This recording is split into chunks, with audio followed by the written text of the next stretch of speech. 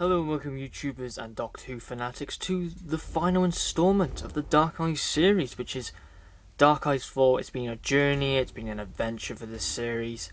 It started out in 2012 and it's 2015 right now, and I gotta say, it is just a cracking series, absolutely. I am going to be very privileged to review this ending installment to the series, which is Dark Eyes 4.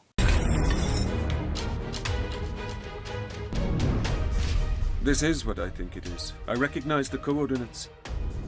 You. Of course. It had to be you. Oh, please, no applause. I am just your humble master. A Santara never gives up. I too am in pain. I too suffer. Exterminate all Santarans! You know, they always say on this planet that history is written by the winners. They're wrong. It's written by the people with time machines. In your pitiful existence, Doctor, do not run. Time Controller? What do you control? Exactly. I must survive. Okay, Time Controller. Let's see what you have got. By the Dalek Supreme. Doctor, now we talk. So yeah, to start off, if you know my normal procedure where I show how an audio is presented or a release should be presented, and then if you don't want to see all that, then there's the time to skip straight to the review to start off Dark Eyes 4. So for the cover art, which is definitely my favourite cover art of all the Dark Eyes releases, we have Paul McGann as the 8th Doctor, Alex McQueen as the Master, who I gotta say is just absolutely fantastic. Dan Starkey, who's playing as the Santarans, also playing one called Rastal, I believe, with the Daleks in the background, and I believe that's the Dalek Strategist or the Dalek Supreme, whichever.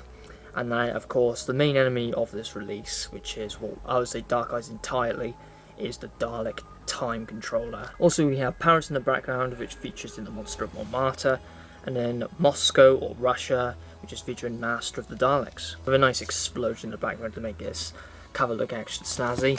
And for the side, again, looks really good with Alex McQueen in a different pose by there. And there we have the blurbs of all the stories, and of course, who written it, and the writers are the fantastic John Dorney and Matt Fitton, and it's directed by Ken Bedley. And these are all the blurbs for all the stories, which I will pause right by here, or I'll place in the description down below. So yeah, that's how this audio is presented. Now I'll just show you all the individual releases. So we have A Life in the Day by John Dorney. If we open it up, we have the booklet and the disc. If we take the disc out, it has advertisements for the previous Dark Eyes releases, so yes, definitely get them first. And the booklet, and all the booklets feature absolutely fantastic concept art, which I do really miss in the monthly range audios, and here they do like a favourite line from the story. And then we have the Monster of Montmartre cover art with the discs and the advertisements for season 1 and 2 of the 8th Doctor Adventures, and the concept art for this release, and also a favourite line from that one. But personally, I think that should be changed from the Monster of Montmartre is abroad and its song is deaf. I think that should have been the line to replace that personally. Next cover art, we have Master of the Daleks, which is a fantastic cover art. Then we have the discs. If we take it out, it features season 3 and 4 8th Doctor Adventures. And for the concept art, we have one for the Santarans and one for Alex McQueen. Again, absolute fantastic master. And the Eye of the Darkness, where it all ends for the Dark Eyes series. Also, this one has 2 discs released with the behind the scenes and also some monthly range audios. For the concept art, we have Paul McGann looking brilliant by there. Then there's also the production credits. Now we'll be getting to the reviews of Dark Eyes 4, starting with A Life in the Day.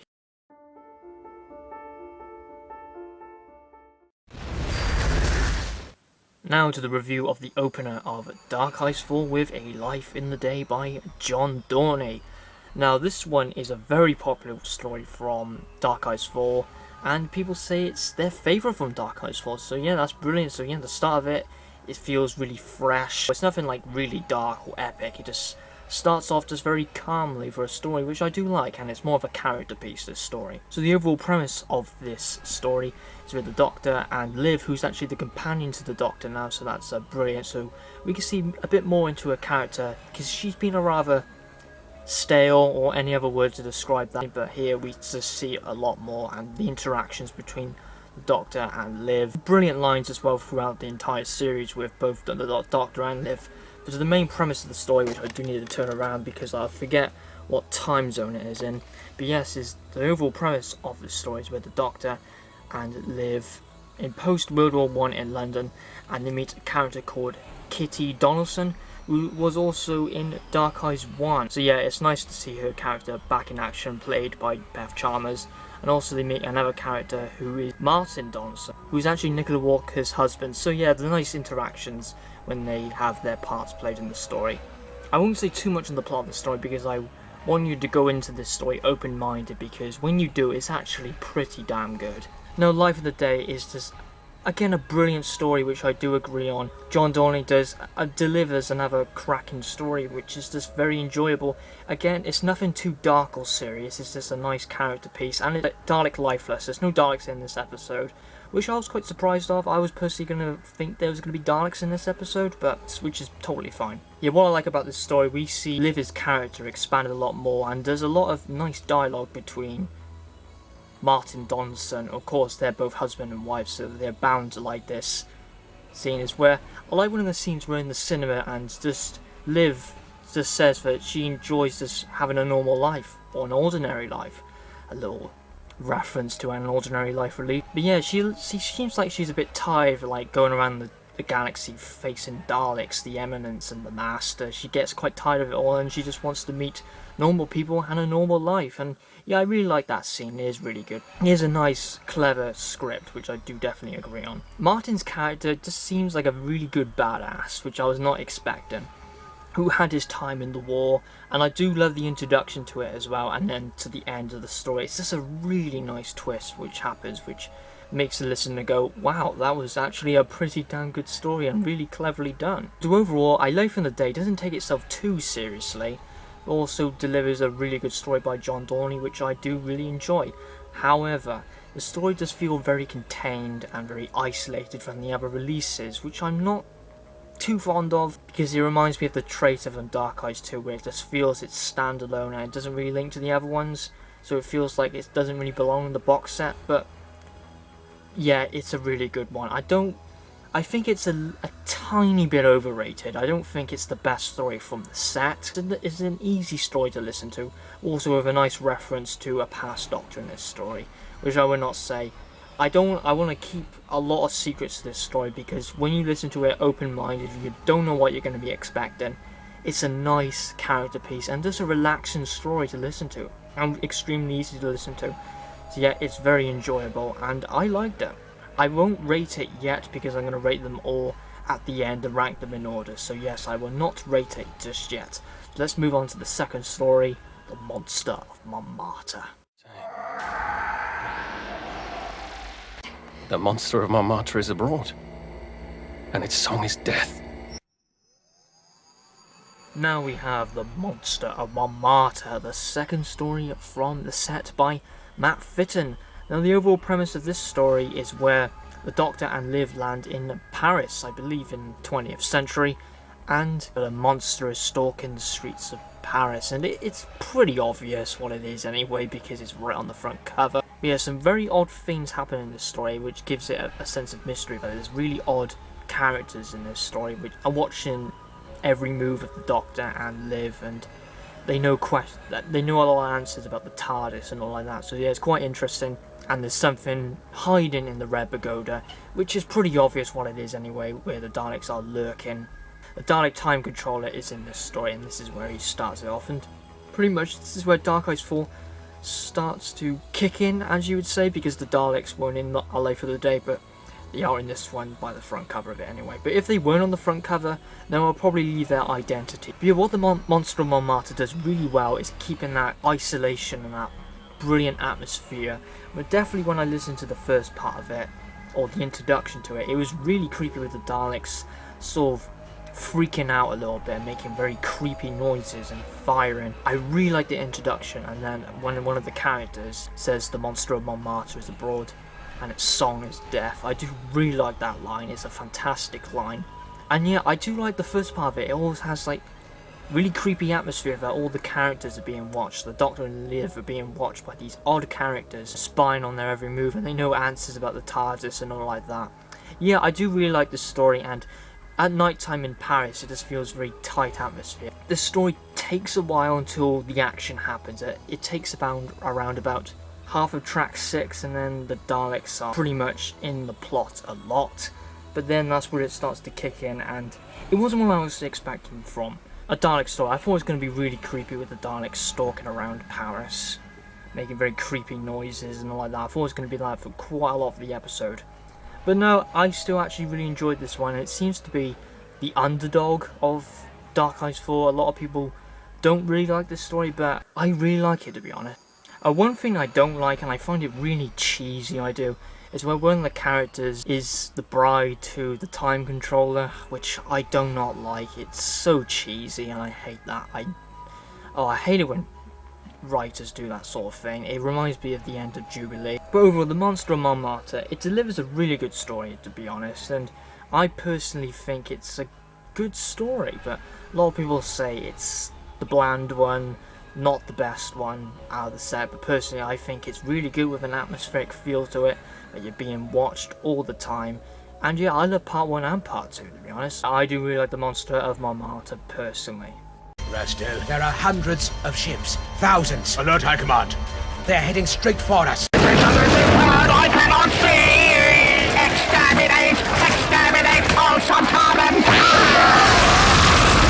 Brothers, we are under attack. Next story from the set, it is Master of the Daleks. Now, I forgot to say from Monster of Montmartre, the Dalek Time Controller, his voice is really sinister. It is, absolutely. I love the Dalek Time Controller because he's a lot different from all the other Daleks. There's something about it by his tone, how he speaks. He's just a lot different, and yeah, I do really like the Time Controller. He's definitely my favourite Dalek character. The overall premise of the story, where it's located in Russia or Moscow, or as the Daleks call it, New Skara, where the Daleks are building their army from after the events of the Monster of Montmartre. Again, the Dalek Time Controller is in this story, and the Master has struck an alliance with the Time Controller. Now, Master of the Daleks is a brilliant story. I just really enjoyed this one. The dialogue, the storyline, the characters, the pacing, it was just all there for the story, and I just absolutely loved it. And yet in this story, something happened to the Doctor in Monster of Montmartre which made him very, I don't know, had an effect of amnesia or something. I can't think of the real word, but he wasn't himself, and he was quite affected in this story. And again, he has some funny lines where he calls the Dalek his best friend. But yeah, he has quite some good lines, and yeah, you could see it's a Doctor Light episode, what happens to him, but I don't see it to be a Doctor Light episode. I think he's in the story a lot, and it's really enjoyable. Another positive is Alex McQueen. He is brilliant, absolutely. This is probably why I love his Master so much, is this story. His dialogue is brilliant. They're just so funny, brilliant. I think why I like Alex McQueen's Master so well, he can be really funny, but really devious at the same time. So that's why I like his Master so much, because he can be funny and devious at the same time, and that's really hard to pull off for a Master. Like, for example, Missy can't be devious or funny at the same time. She's neither, to be honest. Alex McQueen, God, I wish he was in the TV series, or replaced Missy with McQueen. He would have pulled it off so much, and he is up there with Roger Delgado to be my second favourite Master. And I love the fantastic dialogue between him and the Time Controller. I just love it where they want to be the biggest shot in the room. And I love how the Master mocks it, but tries to not to, and it's just absolutely funny. Another thing, the Sontarans are in this episode, played by Dan Starkey, who again plays the Sontarans really well, which I do really enjoy.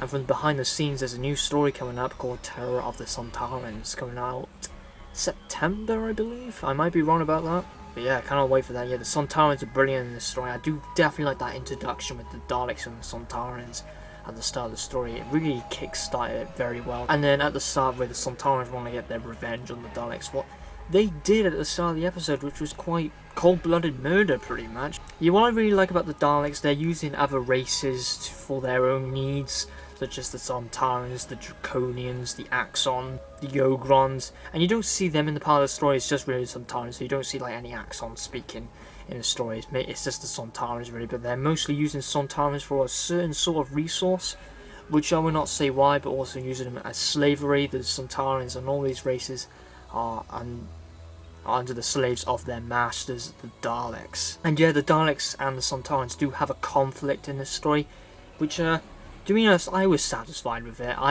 That wasn't really what I was personally looking for. I was personally looking for a battle between the Daleks and the Eminence, because the Eminence were just built up by so much fear factor to be a dominant species, which were a barricade to the Daleks for total domination.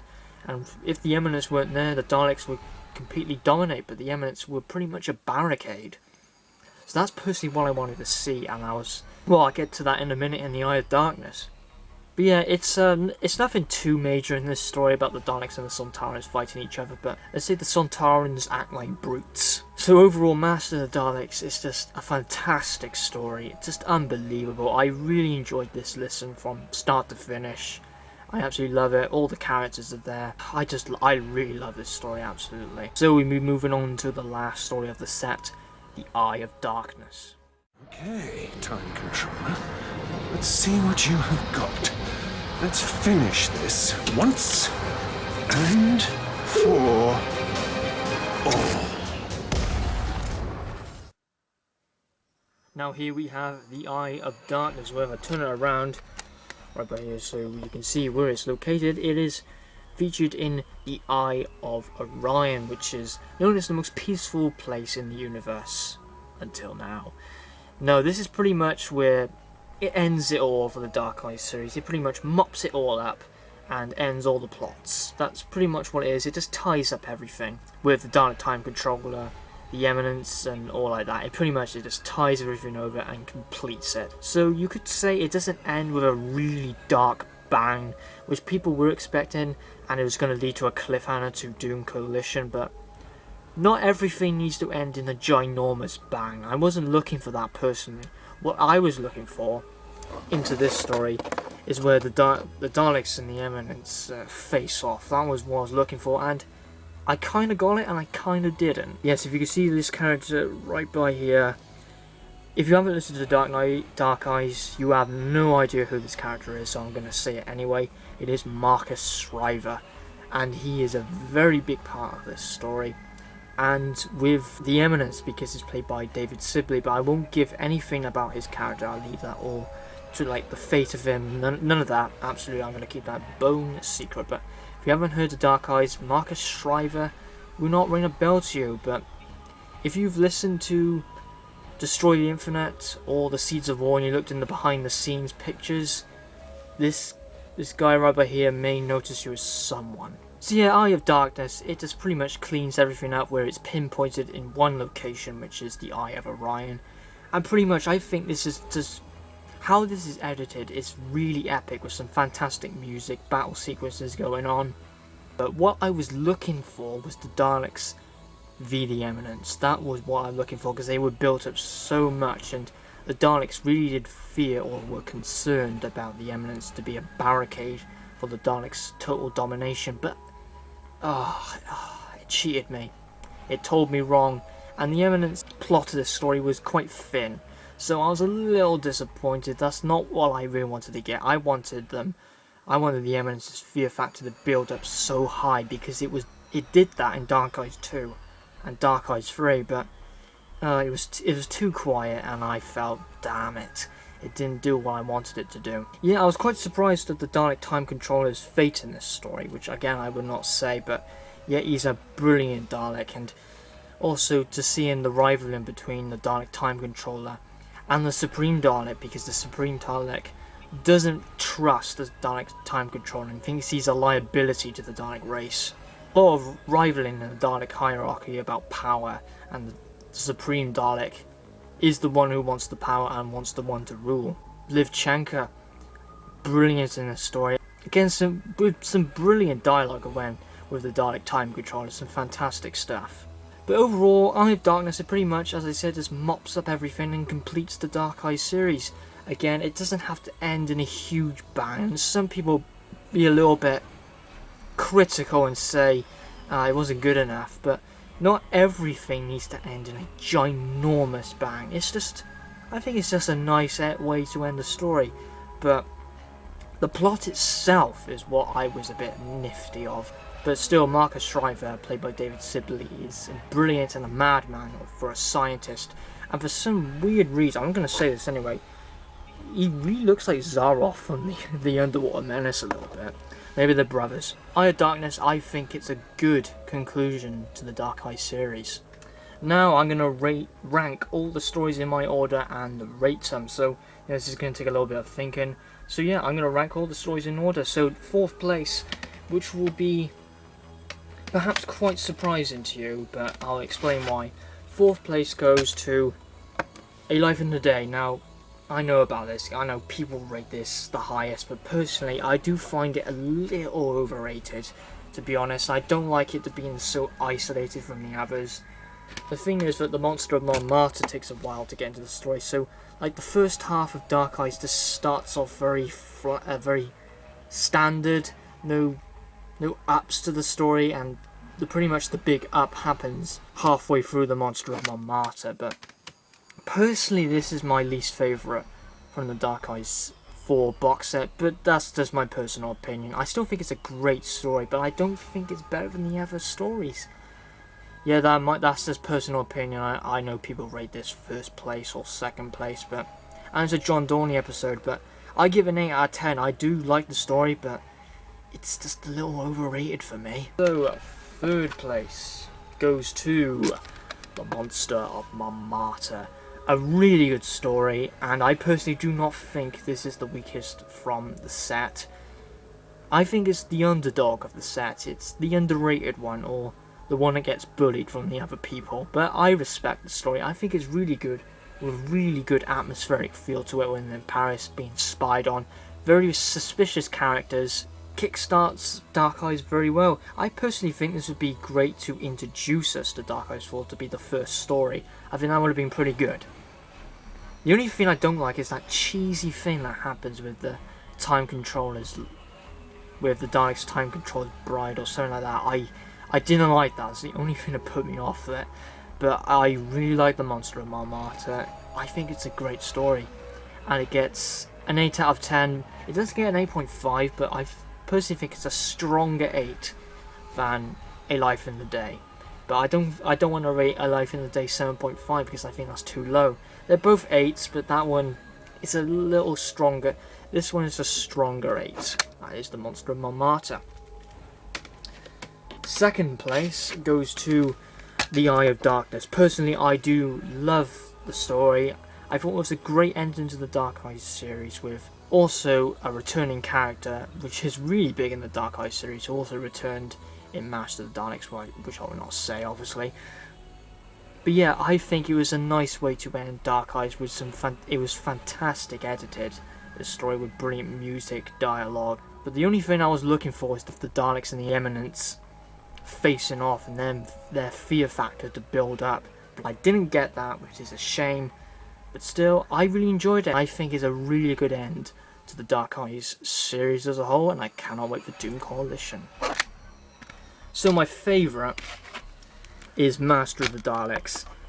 I love this story. I think it's utterly perfect. I have nothing wrong with it.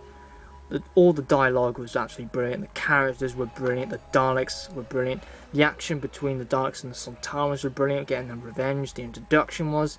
Doctor, everything. I love this story. I think it's a perfect 10 for me, to be honest. I have nothing wrong with it. It's my favourite from Dark Eyes 4. And yet, Master of the Daleks, it's just a whopping one for me. It's a lot of favourites for some people.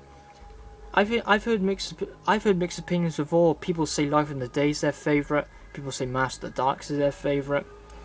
I've heard quite a few like Eye of the Darkness is their favourite. I haven't heard anyone say Monster of Montmartre is their favourite, but it will always be good to see it first. But yeah, Master of the Daleks, I think this is the winner from the set. Now, what would I rate Dark Eyes 4 as a whole? Now, personally, I think this is a fantastic release and the great end to the Dark Eyes series. I give it a 9 out of 10. I think this is an epic, fantastic release, and I think it's a very strong one to end on Dark Eyes. The start of it was very strong, and the end of it was very strong. But yeah, I think it's a lot more better improvement than Dark Eyes 3, even though I haven't listened to it a long time. So I'm going to be re-listening to Dark Eyes 1, which I have finished re-listening to a week ago, and I'm going to re-listen to Dark Eyes 2 and Dark Eyes 3, and then make an overall thought of what I would rank the Dark Eyes story, the Dark Eyes releases. So my next video relating on Dark Eyes will be the overview of the entire range. Now it's going to be a very long video because I'm going to be overviewing all the Dark Eyes releases, all their stories, all the characters, all like that. So it's going to be a long video and I hope you enjoy it. So thank you very much for watching the review of Dark Eyes 4. It's been an epic journey. It is the end for Dark Eyes for Big Finish, but not the end on TG Productions, because that overview video will be happening on Wednesday. So yeah, thank you very much for watching, and I will see you in the next one. Have a good one. Big Finish. We love stories. Extra!